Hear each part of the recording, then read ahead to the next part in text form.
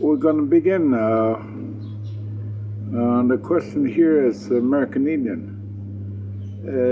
I'm the only person that doesn't claim to be American Indian, because American Indian is only 500 years old, but I was here before Columbus. So that doesn't make me American Indian. So I'm a non-Indian, nor I'm a non-American. Today, America, nobody knows what America is, or nobody knows what Indian means. In our interpreter, Webster cannot define what Indian means, or the definition, and Oxford. So the only Indian that was defined by Congress is primitive or North American Indian. But then what is primitive? Anything that grows by itself is primitive, but when you put a fence around it, it's not primitive anymore. So then what is Indian? So I think it was 93rd Congress changed its tune to what is Indian to who is Indian. So only half will be regarded as Indian. And it could be the other half something else. So part of it's missing. Even the word half Indian, half of Indian is gone. It's missing. And so I think the Congress defined half Indian. So that definition, in legal definition, were legally segregate and discriminate by law. So American Indian cannot be defined as a nation. So American Indian, as long as we're labeled American Indian will be written never and never be recognized as a nation to this day. So like I went to Geneva, UN, World Court, and they will not accept American Indian as a nation. We're self-elected, self-appointed, and we have no legal right to represent as a nation. So the other tycoons came in style, motorcycle escort, banner flags, and machine guns, and them. And they say Indians are interior problems. For example, you Indians live in Canada, that's Canada's interior problem. And those of you Indians live in the United States, that's the United States interior problem. Those of you Indians live in Mexico, that's Mexico interior problem. It goes all the way down the south. So we are an interior problem. But when we went to UN, and hope has been prophesized, and ever since the UN was born, hope has been knocking our door ever since the glass house went up in the east. And they were to go there and to tell this news. Well, they weren't even allowed to go in. So we fell at Chinampa and we marched in. And there, the Hopi Nation, we got together, and all the other nations, but we are one nation, Red Nation. So we first time in history, we were to speak our own language. And so I said, UN call us interior problem, but that is not so. From North Pole to South Pole, we are one nation. We are descended from Red Nation. So Mitake Asne, two of my relations, defines that all what God created, heaven and earth and everything, we all interrelate together. So the winged people, the four-legged and creepers and crawlers and the mammals, the fish people, and us two-legged people, our life is red, our blood is red. So So we are descended from Red Nation. So there are other colors like black, yellow, and white. So, our life, our blood is red. So at UN, so we do not have any interior problem. We're not interior problem, but I could say this: we do have exterior problems. So we're all boxing in. And they say we are interior problem, but that is not so. So everybody felt good, and there are people getting scared because they could hear the lightnings, or they could see it, and they could hear the thunder, they hear the whistle. And so people were terrified, they were scared. When they hit that drum, my heart started to pound, and spooky feeling. I'm getting scared to hear this drum and the voice of the earth people. So, so we spoke there at the United Nations, and the other Geneva Convention is nothing but complain, and no answer. So they're all called American Indians. They're called tribes. But the word tribe in itself is derived from the word tribulation, and nobody knows where America comes from. Some believe it came from Amerigo Vespucci. He's a map, he draws map. So they told him about this continent, and he just drew a straight line and called the whole continent America. Then they put America, and then Columbus discovered America, and then they put America, and they called these people that came here, they called Americans. Then they put the Indian behind the American. So they call us American Indian.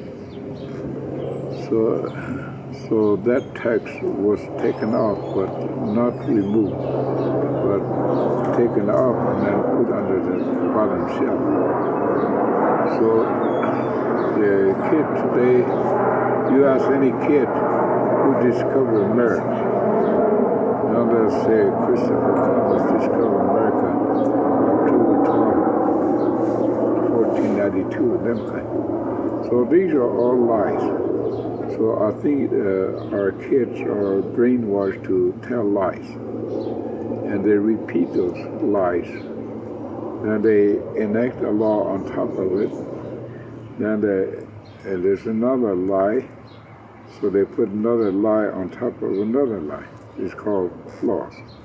So we believe in laws, so they put laws, and then they put another law on top of it.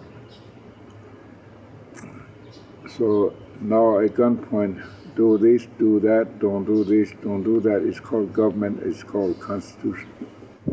So we all become prisoners of our own mind, or become hostage.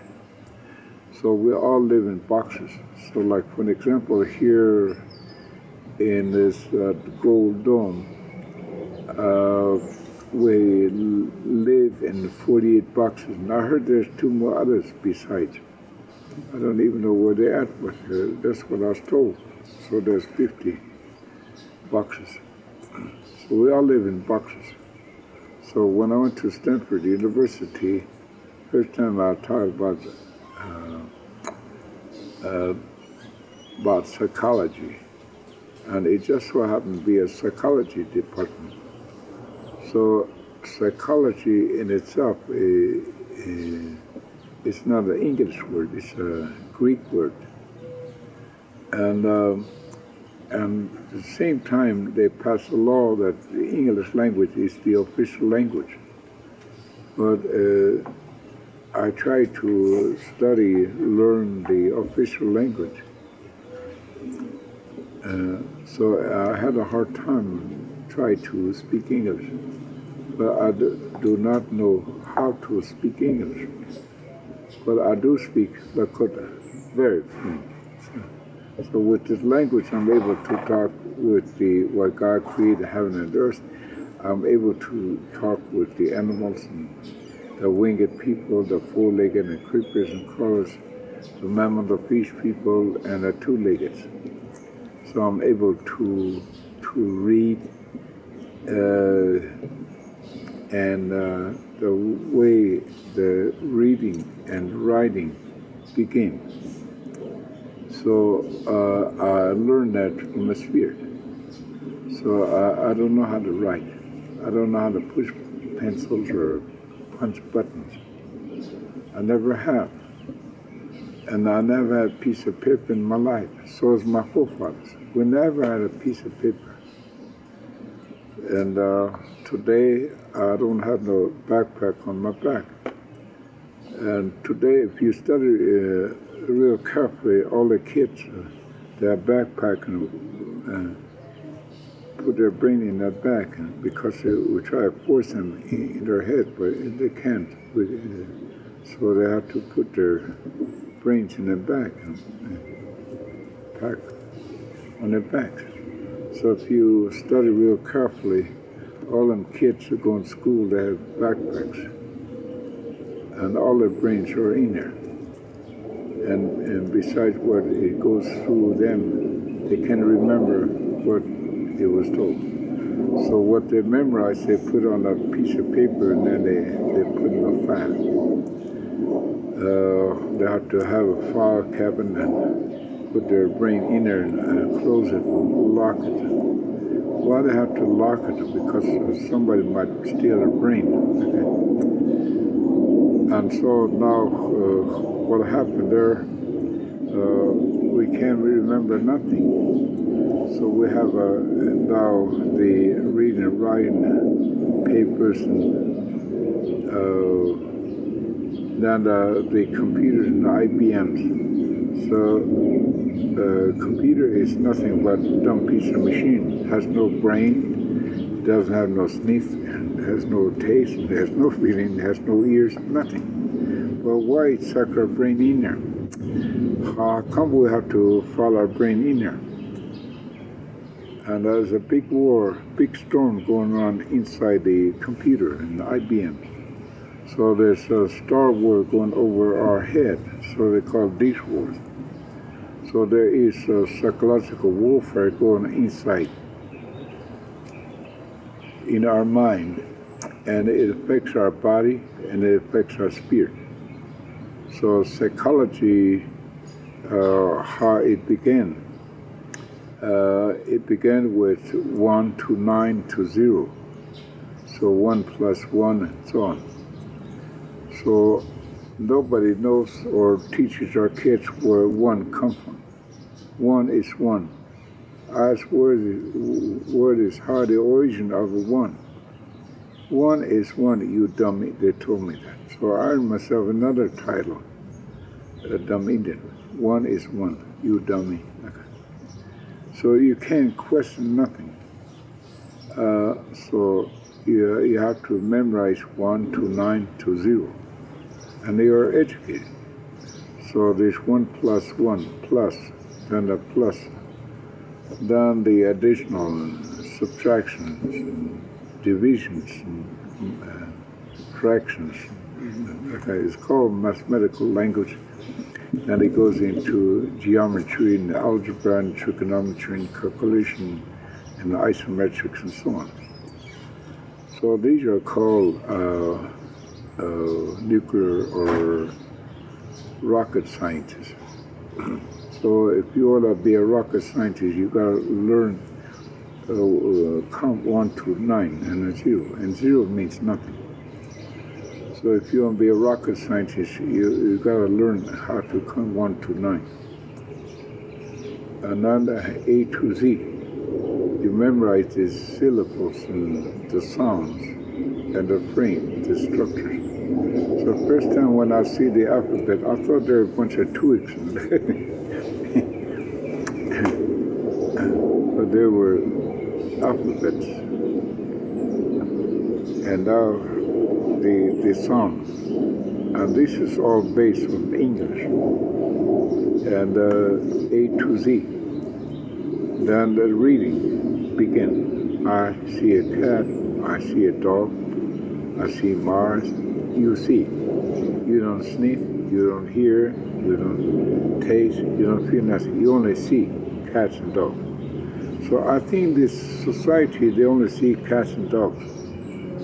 And then, of course, later Dick and Jane comes along, like that, you know. But, I try and study and learn how to speak English. But I don't know how to speak English. So the more I get into it,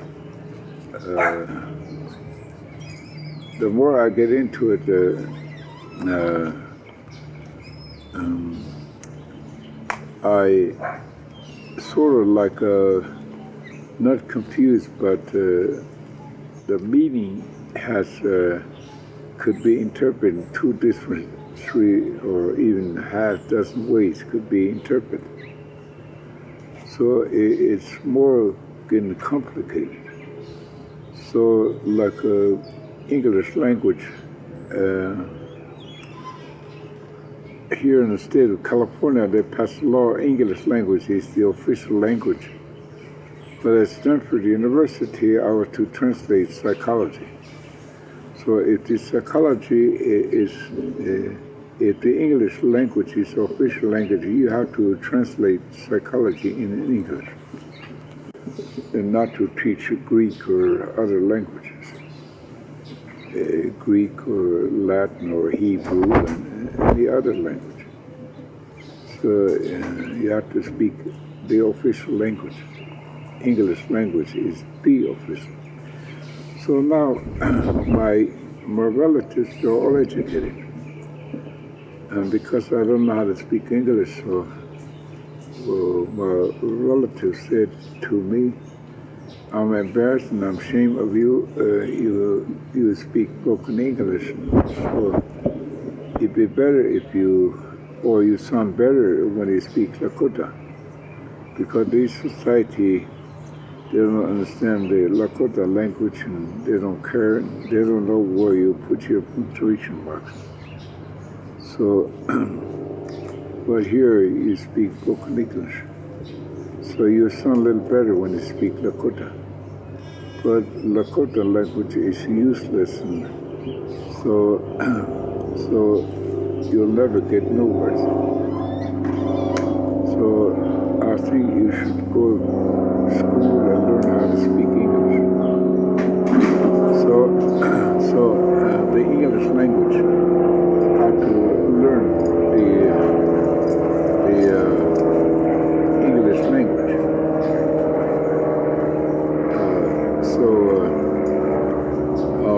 That now we had ceremony. So my relative, they asked if I would go ESP school at least,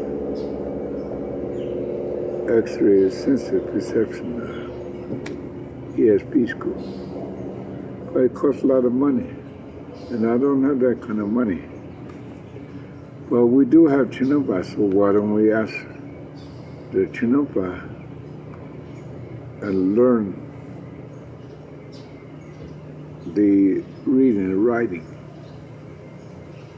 So we put up an altar and a Chinumpa ceremony, and my third grandpa performed the ceremony and spotted eagle coming. Oh, grandchild, I come to see you. You have something that you want to ask. Oh, Tukashla, I want to learn how to speak correct or the official language. And he said, there is no correct English. That's what he said. And in fact, the English language is the most dangerous language in the world. Why? Because the English language lost its roots. Its root into Latin, Greek, Hebrew, and many other languages. So it became bastardized language. So the English lost its roots. So that's how come the Stanford University professor invited me to Oxford University. So that's how come I went to Oxford. where John Harvard was educated. And there where I saw the English language only little thin. And the first recording, translation, God created heaven and earth and everything, was interpreted in English and is defined or in shorter terms, God's blood. But people now, with this language, they start turning against each other and killing each other, bleeding each other. So they remove God over, and then the language becomes bloody language. So when I went to Oxford, what do you think about English language? Well, I had to learn this bloody language all over again. And everybody started to laugh because everything is bloody, bloody, bloody. So everything is bloody. We start arguing, it leads to wars, it leads to bleeding, killing people, lives are lost. Now we saturate this world, we soak it with blood. So I think now we fought and paid for it with our blood. We paid with our lives, we won, and it's ours, and them kind. But in the first place, nobody bled to death when God created, and the Holy Mother created this land, a piece of fire and piece of rock called the universe, and a little piece of water called the rivers, the lake, and the oceans. And all that green that had come out, and we're a part of it. So it was a gift to us. So these four were free. We didn't have to fight and die for it. So it's called paradise. So you could hang around here as long as you wanted. You could live here forever. But we blew that one, see. So pollution begins in the mind, and that's how come we lost that chinampa, the living tree. The life, it's like this tree here, it's like an umbrella. And everything you see around here has a shadow. So every living has a shadow called Nahi. So we lost that. So for denying me, you're gonna die, live, die, live, die, live. So you're gonna leave here, and I'll give you a fourth chance to regain what you lost. So I'll give you 4 chances to regain. So I will forgive you. So I'm gonna give you 4 chances. So 7 generations from now, you stop and unanimously that you all have to agree that I made you from a piece of fire, made you from a particle, I made you from a dust and a little piece of molecule or water, and you're part of the green. So then unanimously, you all have to understand that, and then you go another 7, and reunite and to assure each other that you are part of these 4 gifts that I give you. And you go to another 7, and then the 3rd stop. And it has to be unanimous. Then you go another 7, and it has to be unanimous. Then I will come back and check up on you guys. See, if you really meant I'm sorry, you have to prove it to yourself. You cannot lie to me, but you could lie to yourself. So I will come again, check up on you guys, if you're truly sorry. So that is where it was defined. So the 7th generation, 1st, 2nd, 3rd. So now we come to a 3rd one, and we're still arguing. We cannot agree that we're part of fire, we're part of earth, we're part of water, we're part of green. So we got one more to go. And then afterward to God's like gonna come back, and the Holy Mother will wake from sleep and will shake the earth so hard that everything that man made will crumble and tumble down. The top domes will tumble down, and the stones will shake so hard that this rock will crumble. So, and they say the heat will increase, and all what the contamination, there'll be all kinds of sickness, will be incurable. So now we're getting to the age where all the doubts that accumulate and cause all the sicknesses that are incurable, like for example, like cancer and leukemia, diabetes and heart and so on, all the way down to AIDS. So numerous, they don't even know where it began or have no remedy to cure. So like for example, I have a son who's a doctor. He wants to offer me a tune-up and ask how come we can't cure the heart disease. In medical science, we have a medical record that dates back 2,200 years before Christ. The medical record shows that this heart disease began recording 2,200, and still we haven't found a remedy yet. How come? And so we had someone, a spirit come in and said this: pollution begins in the mind. And the unknown power took this power, the unknown power, and pokes a hole in the molecules in gene organic. And the x-rays and all this do not see the holes in the molecules or genes organic. So that's how come them holes are still there.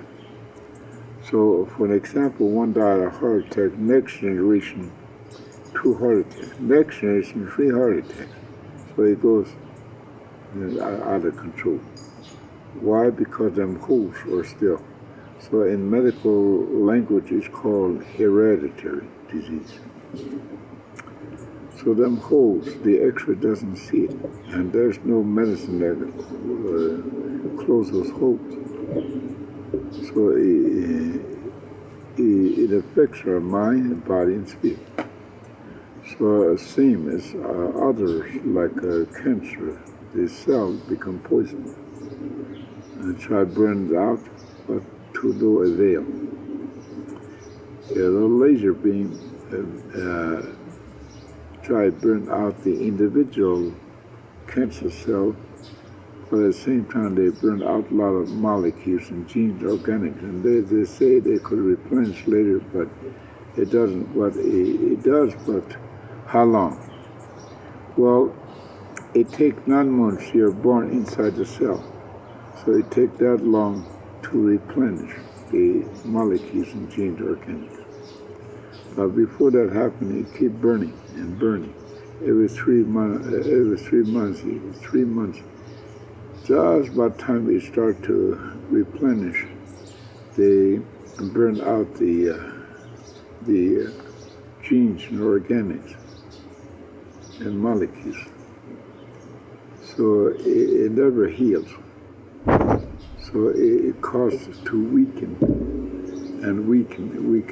Pretty soon the cancer cell devours the whole frame, and that person resigns. So the spirit then leaves. None of where the spirit goes, nobody knows because they can't see it. So the Christian over here, if you're a good guy, if you're baptized, we give you a card that'll take you right through the pearly gate. If you don't have no card, you go straight to hell. But then that devil's there with a pitchfork and look at it. But where does pitchfork come from? It comes from technology and science. So the devil carries the technology and then pokes fire in it. So the devil has the technology and science.